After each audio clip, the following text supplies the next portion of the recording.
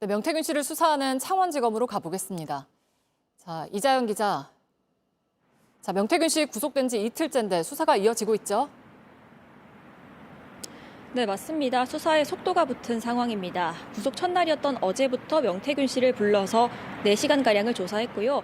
주말인 오늘도 수사팀이 출근했습니다. 명태균 씨 측이 새롭게 제출한 어떤 자료라든지 의견서가 있는데 살펴보고 있습니다.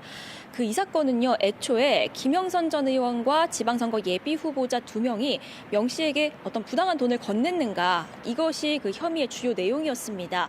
그런데 지금은 공천 개입과 이 대선 여론조사 조작 의혹으로 이 수사 범위가 넓어지고 있는 상황입니다. 어제 관련된 고발건이 서울중앙지검에서 이곳 창원지검으로 옮겨졌습니다. 넘어왔고요. 그만큼 풀어야 할 과제가 많은 상황입니다. 네, 대통령 부부의 공천 개입이 있었는지가 일단 관심이지 않습니까?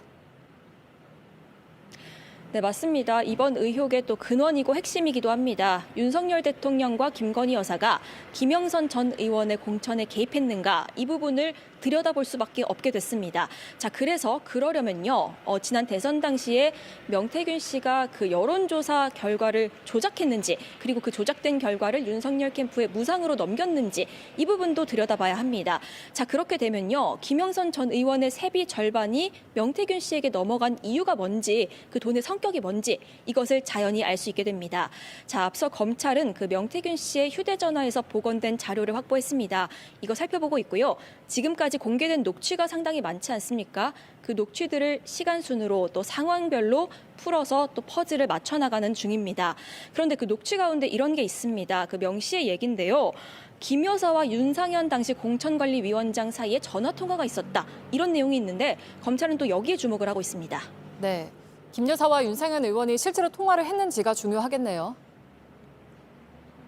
네, 맞습니다. 그 부분이 중요한데 여기에 대해서 윤 의원은 그 당시에 애초에 대통령 부부랑 그 전화 통화를 한 사실 자체가 없다, 부인을 하고 있습니다. 그래서 검찰은 이번에는 그 명태균 씨랑 이준석 당시 대표가 그 당시에 나눈 카카오톡 메시지에도 주목을 하고 있습니다. 그 내용이요, 김 여사가 윤상현한테 전화했다, 김영선 공천 잘 될 것 같다, 이런 취지의 내용으로 알려졌습니다.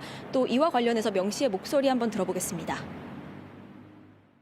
바로 끊자마자 만나러 전화 왔어. 선생님, 윤상현이한테 전화했습니다. 보안 유지하시고 내일 취임식에 꼭 오십시오. 이래야 그 전화 끄는 거야. 네, 이준석 의원이나 정치권으로도 수사가 이어지겠네요. 네, 맞습니다. 지금까지 언급된 인물들이기도 하죠. 당시 국민의힘 대표였던 이준석 의원뿐만이 아니라 공관위원장이었던 윤상현 의원, 조사가 필요한 상황이 됐습니다.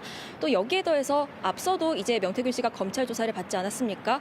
그 당시에 검찰이 명태균 씨한테 박완수 경남지사 그리고 김진태 강원지사 공천도 도와줬느냐, 이렇게 이미 질문한 것으로 알려졌습니다. 자, 그러니까 정리하자면 2번의 선거입니다.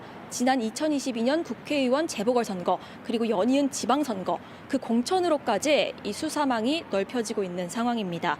검찰 관계자는요, 어디까지 어떻게 나아가야 할지는 아직은 가늠이 안 된다, 이렇게 얘기했습니다. 네, 지금 명태균 씨는 구속이 부당하니까 풀어달라고 주장하고 있죠? 네, 그렇게 주장하고 있습니다. 그래서 그 구속의 정당성을 다시 살펴봐달라라는 취지입니다. 구속적 부심 청구를 준비하고 있습니다. 명태균 씨 측은요, 명 씨가 다리가 아픈데 마약류, 그러니까 진통제입니다. 그 진통제가 반입이 안 되기 때문에 고통이 상당하다, 이렇게 호소했습니다. 그래서 이와 관련해서 의사 소견서를 준비하겠다고 했습니다. 여기에 더해서 이제 강혜경 씨의 그동안의 진술 중에서요, 모순된 점들을 다 정리해서 제출할 거다 밝히기도 했습니다. 네, 알겠습니다. 이자연 기자가 전해드렸습니다.